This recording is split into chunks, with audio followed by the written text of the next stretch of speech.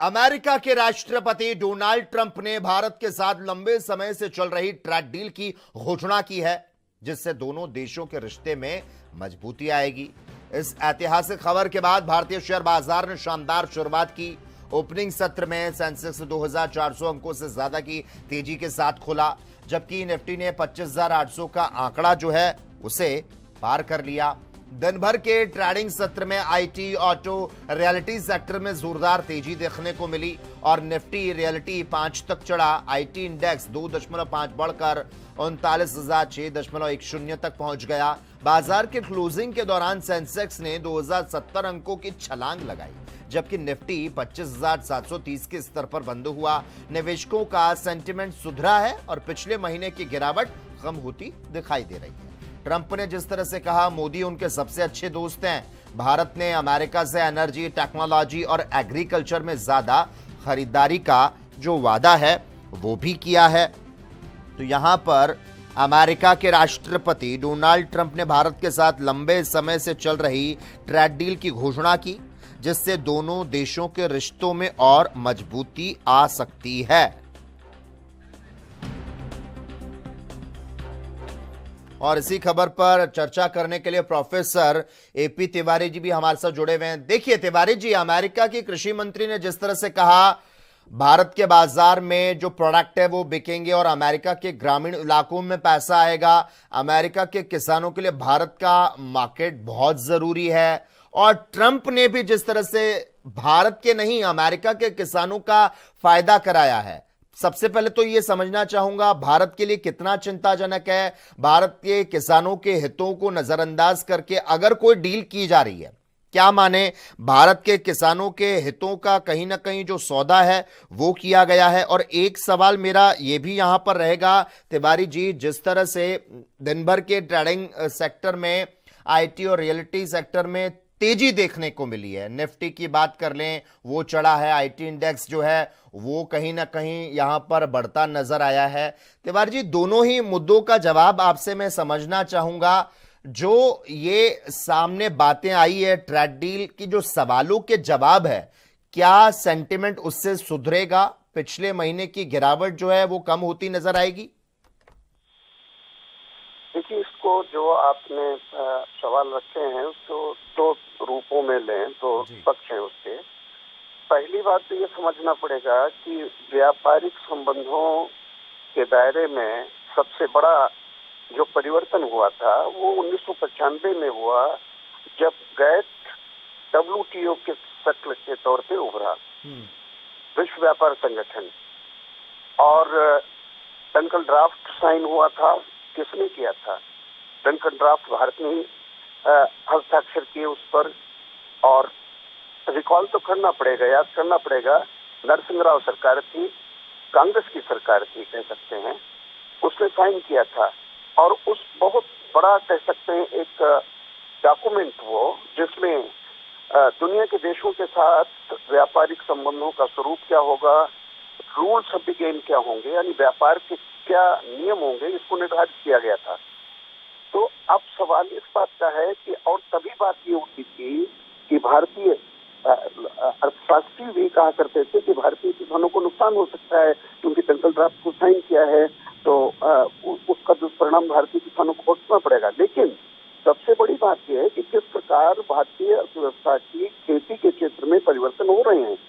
अभी जो बजट ही पेश हुआ वर्ष 2026-27 के लिए, अगर हम उसको बहुत बारीकी से देखें तो उसमें कृषि को गैर कृषि क्रियाओं से अच्छी तरह जोड़ते हुए, यानी फार्म और नॉन फार्म एक्टिविटीज को जोड़ने की बात की गई है। आर्टिफिशियल इंटेलिजेंस का किसान उपयोग करेगा, किसान खेती का विविधीकरण करेगा कि वो लोग गेहूं चावल की जो खेती करता है नहीं, वो वाणिज्यिक फसलें लेगा।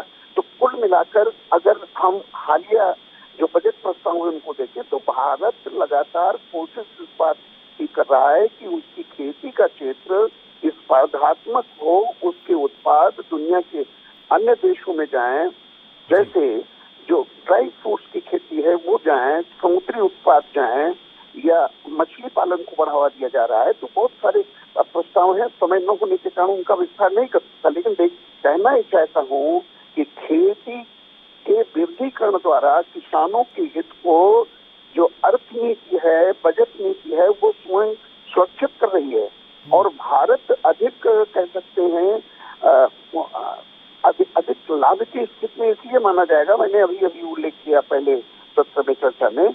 लेकिन तिवारी जी, इन सब के बीच में जिस तरह से जो नेता विपक्ष हैं राहुल गांधी, उन्होंने तो यह भी आरोप लगाया है कि प्रधानमंत्री मोदी ने अमेरिकी ट्रेड डील में देश को ही बेच दिया। उन्होंने कहा आपकी मेहनत को, खून पसीने को बेच दिया क्योंकि वो कॉम्प्रोमाइज्ड हैं। और राहुल गांधी ने जिस तरह से कहा कि नरेंद्र मोदी तो डरे हुए हैं क्योंकि जिन्होंने उनकी इमेज बनाई वो अब इमेज को तोड़ रहे। क्या माने, कितनी सच्चाई है इन सब बातों में कि मोदी जी के फाइनेंशियल स्ट्रक्चर को कहीं ना कहीं टारगेट किया गया?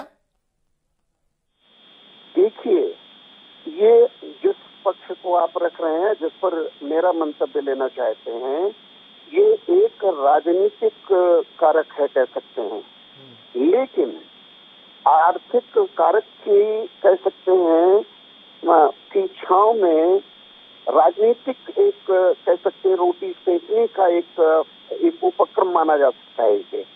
हम अर्थशास्त्र की बात कर रहे हैं, हमें अर्थशास्त्र की बात करनी पड़ेगी। नॉन एग्रीकल्चरल प्रोडक्ट्स की एक्सेस का जो हुआ, एग्रीकल्चरल प्रोडक्ट्स का एक्सेस जो WTO का एग्रीमेंट है, वो अपने आप में बड़ा महत्वपूर्ण है। तो बहुराष्ट्रीय वो तो बहुराष्ट्रों के साथ का समझौता है। ये समझौता केवल 2 देशों के बीच का है।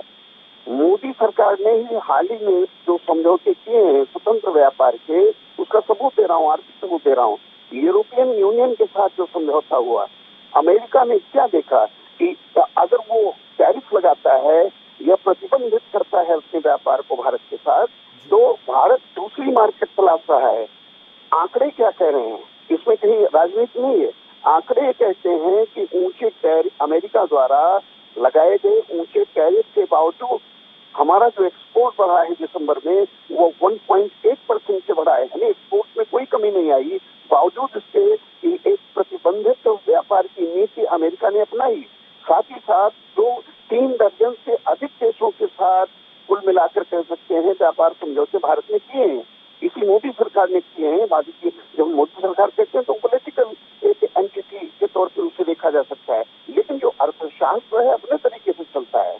आर्थिक संबंधों की अगर बात करें तो आर्थिक संबंध अगर बेहतर होते हैं तो व्यापार का लाभ भी बेहतर प्राप्त होगा। बिल्कुल। और अमेरिका के डोनाल्ड ट्रंप सरकार के इस फैसले से कुछ समय से चुनौतियों का सामना कर रहे भारतीय निर्यातकों को न केवल राहत बल्कि एक कह सकते हैं मेड इन इंडिया उत्पाद की जो धमक है वो बढ़ने की भी पूरी उम्मीद है। धन्यवाद AP तिवारी जी, तमाम जानकारी को हमसे साझा करने के लिए और इस चर्चा में हमारे साथ जुड़ने के